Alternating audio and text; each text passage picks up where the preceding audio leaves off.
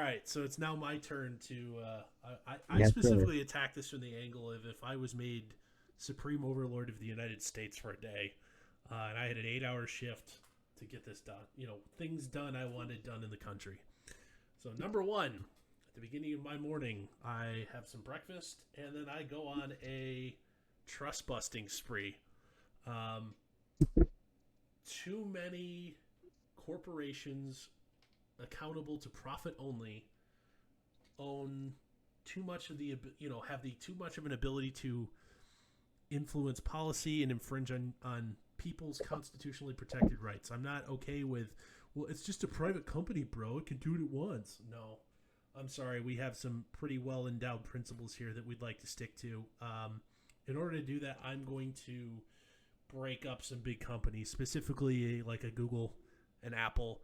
I'm actually okay with if Apple only split in two for the hardware division and the services division. I think that would be all I would need to do to break up Apple at this point. Makes sense. Yeah, you can have like your iTunes and your software and your stuff like that, and then you can have your computer manufacturing. They can't be exclusive to either. Um, Google, you've got like 26 underlying businesses. Get ready for them to all operate on their own without any common management. Um, Warren Buffett, you own too much of the energy industry. You own way too much coal. You own way too much railroad. You own way too much natural gas interest now that T. Boone Pickens is gone. Um, get ready to split that up. Uh, Is Warren Buffett getting the guillotine? I mean, just be honest. Is it just you know what? I'm not even mad at Warren Buffett specifically or Berkshire Hathaway. They have maximized their influence playing in the rules of the current game. Yeah, I'm not mad. They're playing by the rules as written. I just and if think, they fight back against the new rules, guillotine or uh, I mean, I have supreme authority here, I guess. So let's go. I like banishments more. okay, all right, I fair don't want to enough. be in the business of offing people who don't listen to me. Anyway, I mean, so you are the government, and as we know, the government's only good at one thing: violence. So it is the I mean, monopolization of violence. Yes, yeah, sure, it should I be. mean, so this might be necessary in both of our worlds here that somebody gets the firing squad or the guillotine or banishment to Venus. Shot. Okay, let's go this one. Rocketed into the sun. That works. Hell of a ride. Be a great way to go. Um, Number two, the United States will separate all relationships, business relationships from China within 180 days. All this will allow companies to make plans and relocate and make adjustments. They have 180 days to get stuff. I acknowledge that transit times for physical goods are a thing. They have boats and airplanes need to leave port and airports. By that 180-day mark, you'd still be allowed to unload goods that were loaded prior to that 180-day exploration or expiration there. I would also use U.S. federal dollars to help small businesses under limits to be determined at the time of my decree here to um, help them relocate assets back to the country. That will also come with conditions of needing to employ, if you directly or indirectly employed 1,000 people in China, you better employ just that many people here if you're going to use my money to bring it back. Um, I also there would be a cutoff because I don't want big businesses will be able to absorb it. My I understand it's going to be expensive. I understand it's going to be company altering, but figure it out. I'm not going to allow this to be a big windfall for big business where they can use our money when they could have done take care of it for ourselves. We are doing this not only for economic security but moral reasons. We don't have any reason to be in business with those people. I would also ban all tourism um, and all flights emanating from China, um, and would require visas for Chinese citizens to visit the United States. And I'd be really, really, really stingy about how I gave those out. I Next. think I think that would even be good for the economy, actually. I mean, I like that you're saying, we're doing Oh, this it'll for be a moral reasons. it will be a short-term clusterfuck. It would probably be Mhm. straight quarters of GDP retraction, followed by a the V-shaped recovery. As an economic term you've heard a lot in the news here lately, because that demand for those products necessarily hasn't gone anywhere. There will be reduced overall demand just because of the economic inefficiency. I Mhm. understand that, but we will more than pay for it. Better in the long run. In the long run. Okay, I have a question on that one, Dorf. Yes, sir. Is there some sort of addendum, some sort of caveat in there that the regulations on tourism, especially, or just even some of the other regulations, will be lifted should China change their ways in some way? Sure, but it's going to be a minimum of 25 years. Okay, so nobody goes to China for 25 years. I don't. They can do whatever they want, letting people into their own country, but none of that. No Chinese tourists coming here. Oh, okay, okay, all right. So I'm no, not nobody saying we in. can. I'm assuming they would respond in kind here. Um, Okay, I took that I as would we assume want to China let would go. respond in kind to my, you know, embargo, effective, personal and business Sure. embargo. I would also, as part of this, any sort of cyber intrusion on private industry in effect to try and steal intellectual property is an act of war and will be responded to in kind. So Okay, so you're not saying that Americans aren't allowed if to. China will allow American tourists after this, they are more than welcome to travel there, but no Chinese tourists will be allowed to come here.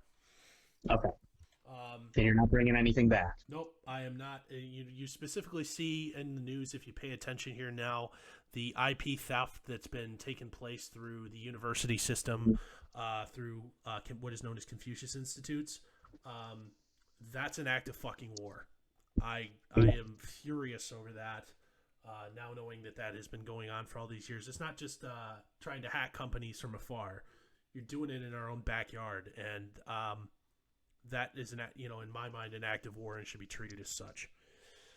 Next, my third thing is I'm going to streamline redundancies in the federal government. I don't need 23 food stamp programs. I don't need 12 intelligence agencies. I don't need 15 different agencies that administer the U.S. Interior. We'll cut down to one. I'm not gonna eliminate these jobs to prevent a local recession. Um, but essentially, when people, we're gonna merge management structures and move them all to one under one umbrella. And I will not replace people when they retire or leave the business. As the federal workforce declines, as things are streamlined, we will adjust in scope and scale what we decide to do from there. We're not going to do any new work. We're not going to increase headcount. We're gonna do these changes and the streamlining by either buyouts. We will have to we'll offer buyouts, strategic buyouts, to people in order to cut the workforce as well. And we'll also just cut by not replacing people when they no longer work here. Dorf, I gotta say, I absolutely love that one. I mean, I so much so that even me as a staunch libertarian who has basically sworn to never support the duopoly again, if a Republican or Democrat were to run with a legitimate plan to do that, I would vote for them. I would actually cast a vote for them if that was something that could actually potentially happen. That is enough of a, even regardless basically of how they felt about anything else. That is enough of a step in the right direction to actually truly help this nation. Okay. On the same note, better government here. Government agencies will no longer be centralized in the Washington D.C. area. We will maintain our capital there, but there's no reason that the Department of Agriculture should be located in Virginia or Maryland, Virginia, D.C. area. Why the fuck is it not in the Great Plains? It's the damn breadbasket of the world. Why is the office not in Kansas, Iowa, Montana, Nebraska, etc., Indiana? Why is it not close to things it administers. That sort of lack of closeness allows for ignorant policy to be made. And also by breaking this sort of stuff up, and the same thing with like if we're in the Department of Interior and we're going to maintain a National Parks Department, why the hell is that in D.C.? It should be on site at Yellowstone. As an example, like there's, and on top of that, you not only, I realize federal spending is a thing and will continue and boost local economies. We're going to spread that wealth out. We're going to spread it to all 50 states. If I have 50 federal agencies, there's going to be one headquartered in each one. There's no reason, especially in the age of telecommuting and the one-day flight across the country, there's no reason for all that to be centralized in one location. Good point. I don't think I've ever heard that really vocalized, actually. Or that's a great. I understand that sort of infrastructure project will take time. On top of my reducing workforce initiative from number 3, we will break ground on properties to relocate these departments across the country, effective immediately, and we will offer relocation assistance to anybody who wishes to stay on. But if you do not choose to stay on, your job will not be guaranteed if you are not willing to relocate. Yeah. Dorf, if I may, offer a suggestion here. I like what you're saying a lot, and I like that you're, putting in caveats to say that this could take time. But I feel like your approach here really has to, hit the old government red tape adages hard. And here's the thing. I have absolute authority. There is no committee or bureaucracy for this to go through. And part of, I would assume by my kingly decrees, because I'm not abdicating at the end. I do not have my last step to be abdicating. I would assume that if I put this stuff in motion for the purpose of this exercise, it would be completed as written, even if I'm no longer still king of America. Right. If I just borrow, if I got absolute authority for a day and borrowed it from the Donald, if it were to happen tomorrow, if I was allowed to do that, then I would assume this would be carried out faithfully after I'm no longer sure overlord. Government takes so much time to do things, and they hide behind that time, and they use that time as a tool under the guise of, well, things take time. But guess what? Last year, they put a Best Western up right at the corner of where I live, and it took them like about an hour. I mean, here's the thing. You look at Elon Musk I want to be human space travel again. Like you look at, I want to be on Mars in 5 years or whatever it is. Well, NASA's like, if we get the appropriate funding, we might be able to make it there in the 2030s. Elon's like, fuck that shit. I'm gonna do this on my own, and I'm gonna pay for it by essentially becoming, commercial space shipping by getting anything you want into low Earth orbit. That will finance all this, and I'm gonna put human beings on Mars by the end of the 2020s. Like, God, he's the deadline's changed a couple times, but. Sure. Still, but the idea that, we need to work with our partners at Boeing and private industry and stuff like that. Like, we need 3 decades to come up with a launch vehicle. It's like, well, by the time you spend all that time, your tech's outdated by the time it ever leaves.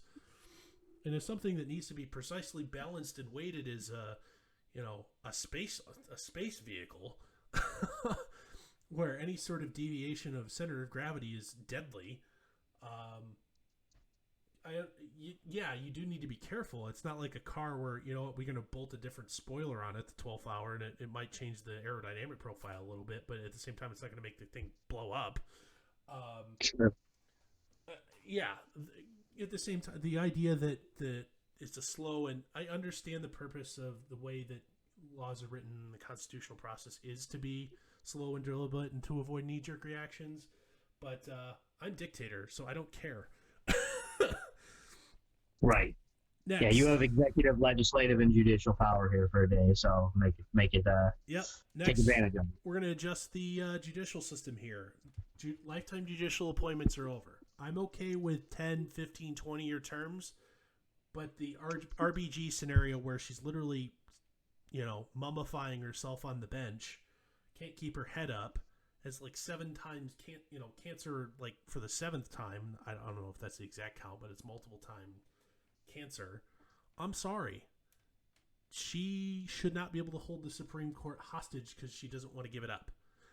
I understand why there's no term limits to an attempt to make an independent judiciary so they're not up for election.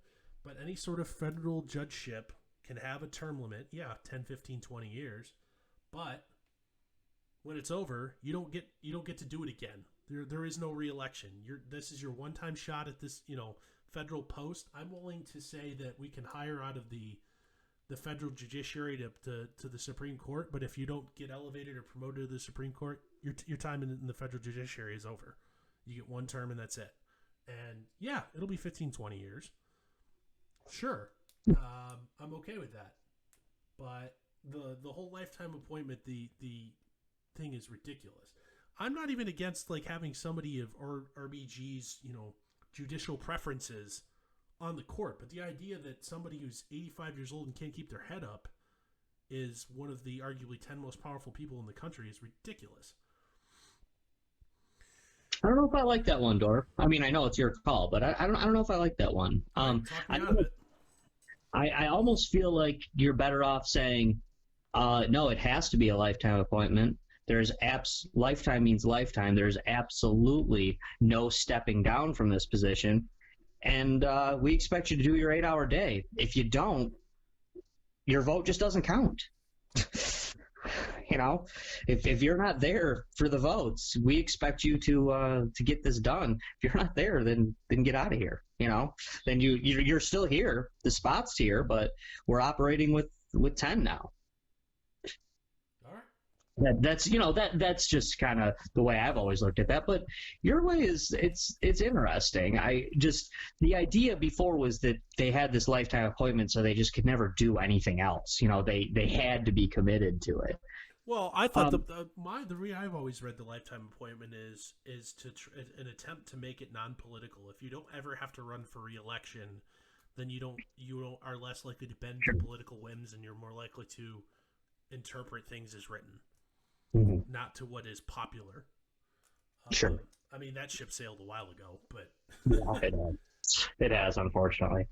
I mean, unfortunately, they're appointed by people. They're appointed by people who are animals, yeah, and then they are approved by people who are political animals as well. So, one question with your way, with 20 years being the thing, 20 years, is that separate? If you serve 20 years on the Supreme Court, are you still eligible to be Chief Justice? No. Okay. My other thing here is this would also have a grandfather clause, so we don't all of a sudden have 2,000 federal judges all turn over all at one day. Anybody current appointments is allowed to keep their lifetime appointments. Any replacements would pick up the 20-year term limit. And so if you're a federal court judge, say the appeals court, district court, you're allowed to be promoted to the Supreme Court and then start a new term limit over. But if you're if you've term limited out of the Supreme Court, you can't go back to being a district judge. Your time in federal service is over. That makes sense. And the chief judge. Although I didn't think about the regular justice to chief justice thing. I would say that would maybe we could do like a 5-year bonus period or something like that for the promotion. But starting over a 20-year period, that's not going to happen. Wouldn't you want a potential person if you had the one person on the? I was more talking about Supreme Court, not the circuit courts and other things. I actually am on board with you completely when it comes to lower judgeships. But if you have one person on the Supreme Court who is excellent at what they do, wouldn't you want to be able to take from that pool to have the next Chief Justice? Pick them right the first time. Then we'll talk about this. It's just I was just kind of saying that then you have a Chief Justice who you know what you're going into because you're giving them an extraordinary amount of power as Chief Justice. And then if you pick the Chief Justice wrong and he or she happens to be the dumbest guy on the bench, that could be a potential problem. But hey, it's not necessarily altering completely, so makes sense. Okay, I'm going to move on from there. Sure. Number 6, I am going to repeal the 17th Amendment. Love it. That is the where allowing for the direct election of senators. The Senate will return to being the state's representation in the federal government. States are free to appoint those folks however they choose, whenever they choose. A senator can be recalled by their governor or state legislature if that's or how they choose to do it. However, direct election will not be an acceptable option. The state executive or legislative branch will choose how they send those two people to their states or to the Senate, and that will be the case forevermore. People voting for their senators has always been dumb and continues to be dumb to this day. This will also help reinforce Amendment 10, as now the states will have direct ability to influence policy rather than just lobbying. This will also ensure your smaller states with less economic activity will have to bow less to, California, New York, Illinois, etc. Absolutely love that one, Dorf. I basically am a supporter of every single one of the amendments except the two that they did in the 19 teens. I don't know what the hell those people were thinking. Yeah, I believe they were 1913 and 1919 were the 17th and 18th amendments. I think I remember that correctly. And I mean, they're a disaster. The 18th, at least, we're smart enough to say, yeah. Whoops, our bad. Undo. The 17th Amendment, in essence, it just makes the Senate a more powerful House, and it actually does away with the main objective of the Senate. So I'm with you 100% on that one, Dorf. Great call. Yep, we're gonna restore the. So if I would I would not make this a decree, but this would be the suggestion that the Senate, the two senators from each state, will be appointed and recalled at will by governors. That means governor will become a more attractive position to attract some better talent. And they serve at essentially the will of the governor as the governor's two lobbyists within the federal government. Okay, next. I like it. House of Representatives will have term limits of 8 years going forward. Current members will be grandfathered, so we don't have a entire turnover in 8 years of everybody. Those current members are allowed to serve as long as they continue to be elected, but anybody new would have a maximum of 4 consecutive terms, or 4 terms period. If you win, lose, and then win again, your 8-year clock doesn't start over. It's 8 years total. Okay. If you're appointed midterm or win a partial term, that counts as a 2-year block. So, the Senate is going to eligible for Senate with these two new decrees kind of cross over with each other. Are you still eligible for the Senate after your years are up? Yes, because the Senate will stay also unlimited because they're representatives of the state government. You can essentially be tabbed at any time by your state governor to take a position in the Senate. You would have to, and then in turn, give up your House seat. But the Senate will, it's independent of that. So you can do 8 years as a senator, 8 years as a congressman, and then get tabbed by your governor to go serve as the state's representative in the Senate. Okay, I love that plan, Dorf. But I do feel like you're setting yourself up to some degree to having these people establish their Washington insider status for 8 years and then move on to being a lifelong senator. Well, you got to remember, the Senate is not a lifetime term in my new system here. I can have a governor who's not as mad at me because I didn't vote the way he wanted me to, and he can recall me tomorrow, and appoint somebody new. Okay. That's that level of turnover. There is no defined terms in the Senate. You are now essentially one of the 2 appointed lobbyists for your state within the federal government. But do they just bounce back and forth with Republican governor puts in these two Republicans and Democratic governor puts in these two Democrats who are, used to be the House reps? Yes, that's that. I'm okay with that. Okay. Okay. Yeah, just looking for clarity, not disagreement. Yes. That would also the one of the second order effects of that puts more pressure on local elections where it's not so much winner take all at the national level. Um, the Senate is only won by winning a plurality of states. So the power of the states will hell, a Republican governor could report a libertarian and an independent to his Senate seats if he felt like it. But he won't. But that won't happen. But it could. All right, so that is decree number 7. Also part of this, any formal federal government official, whether congressman, house, or janitor in the State Department, is banned from working in media or as a lobbyist anytime post office. That could make things better. Yep. I don't need to be seeing former spooks on CNN. That sort of, not only is the risk for state secrets being leaked out too great, that will also essentially help, take on the deep state. Ooh, is it a boogeyman word? Journalists let politicians be politicians, right? Bingo. The too friendly relationship between those industries and government, whether it's lobbying. The latest stimulus package that's gone through the House, like there's a lobbyist specifically bailout because they wrote the bill, gave themselves a bailout because who's going to write your bills if we're out of business? Now, right. It's never going to be. There's zero chance of that ever becoming law and that money being paid out. But still, like, seriously, like you're not even ashamed or attempting to hide that.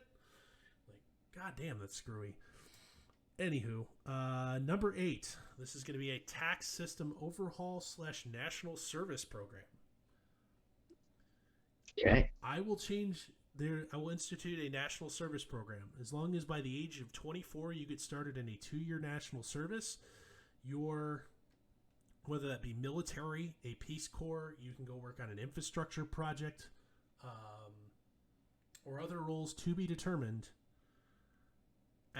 for work for national interest. You will not be paid for those periods. Your expenses will be taken care of. You'll be housed, fed, and clothed. Much similar to a military style arrangement there, of barracks living. By the age of 24, your first $100,000 per year of income is tax-free federally for life. You do not have to participate here. If you choose not to participate in the national service program, you will have a 25% flat tax on any income you earned under $100,000 per year. There would also be a 40 to 50% progressive tax on incomes over $100,000. If you choose to participate, the first $100,000 is tax-free federally. States are still allowed to levy income taxes if they choose. I would also, as part of my tax scheme here, capital gains would be tax-free. But what I'm going to redefine capital gains to exclude professional stock and investment trades.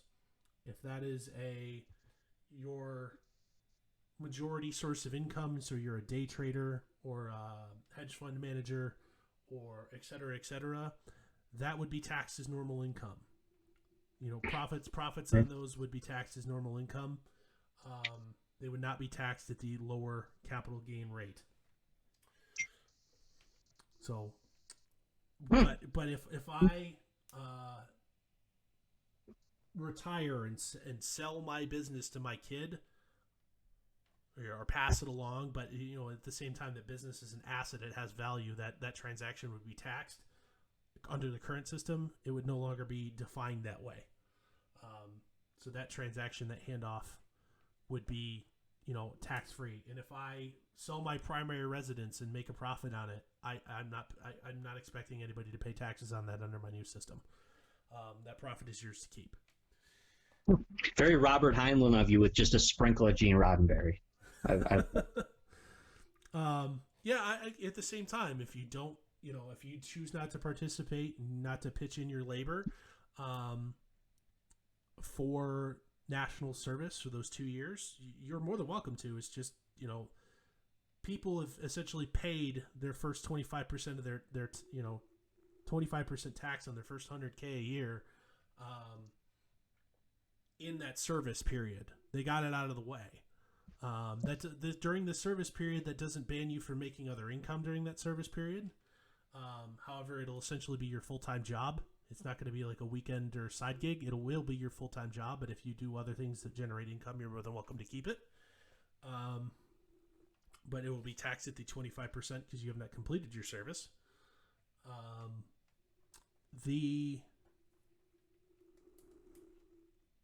Yeah, and you don't have to participate, but also that 100K per year is indexed to inflation and will adjust accordingly here on out forever. So the value of that 100K,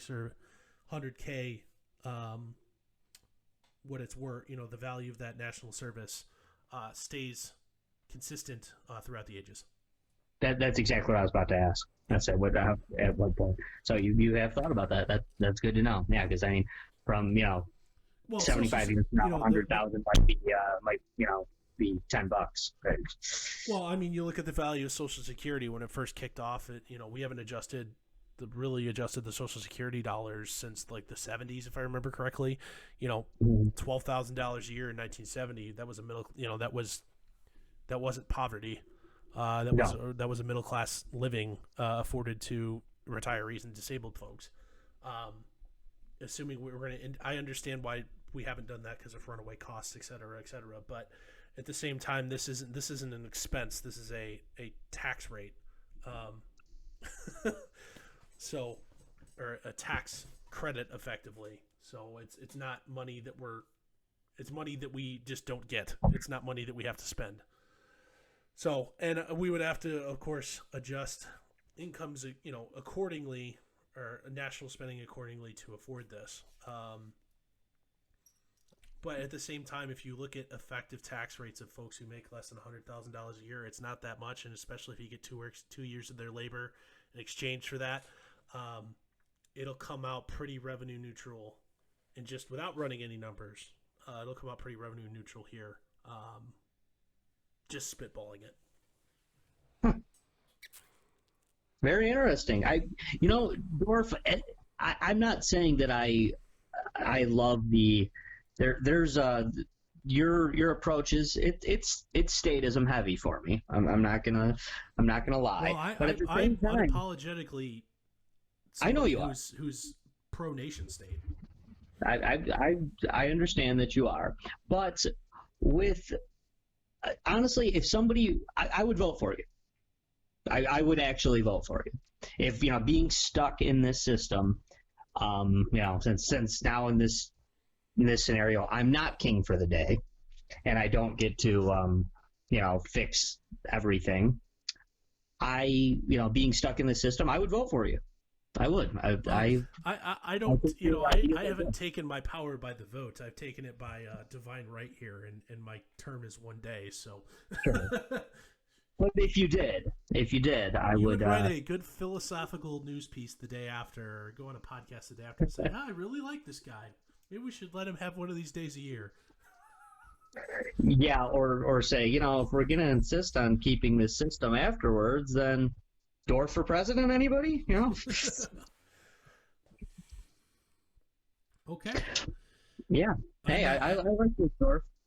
I mean, do you have any honorable mentions or any runners-up you want to mention here? We won't debate them, but anything if you decided to work some overtime on your kingly day, anything else you'd want to do?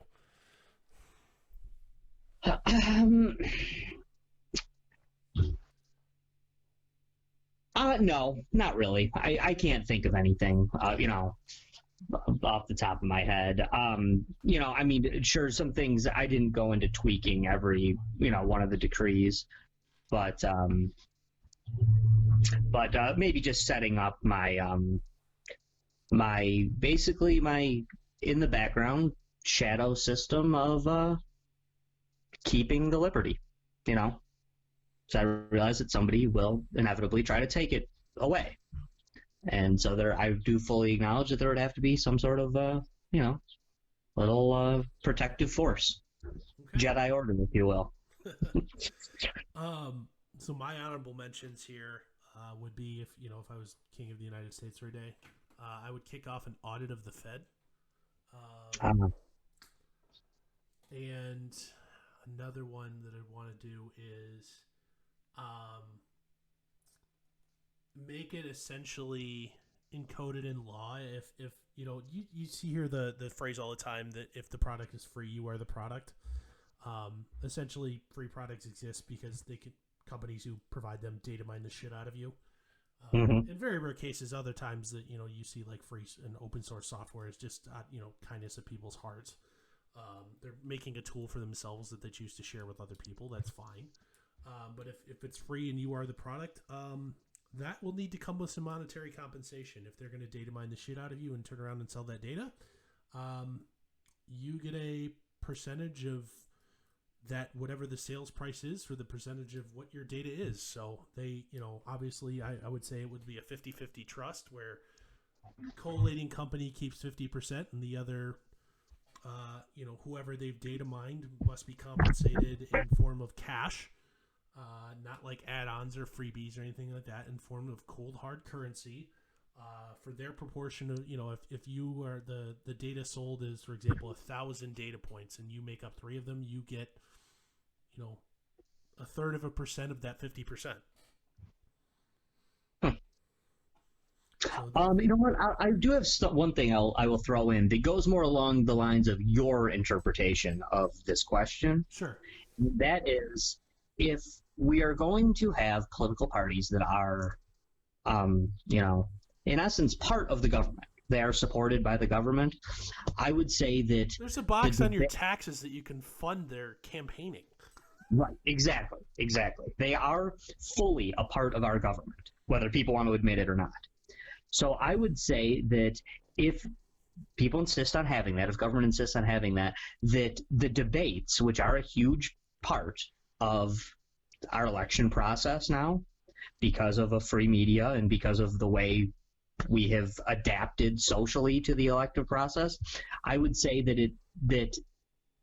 in at least one of the debates, if a candidate is on the ballot in all 50 states, they must be included. Okay. And the debating is mandatory. Okay. That I don't hate that. You don't get to say, well, I don't feel like I'm not showing up to that debate. Not showing up to the debate, you're off the ballot. Period. Interesting. Very, very interesting, sir. Well, anything else you want to add to this before we wrap this up? No, I don't think so. I think we covered it a lot. The only thing I would add is that for those of you listening out there, give us a contact. Contact us any way if you can, and let us know who'd you like better. King Dorf or King Josh, and let us know. So you can do that. Either or both.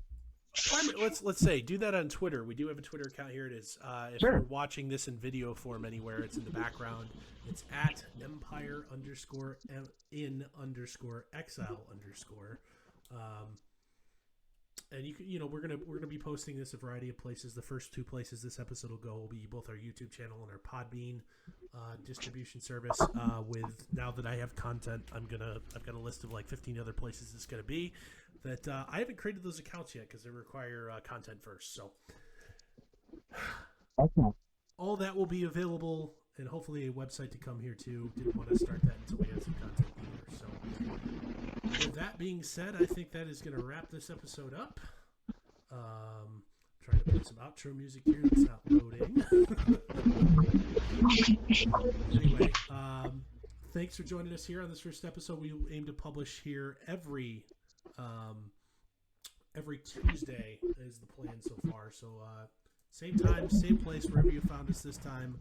We'll talk to you all later. Have a good one. Thanks.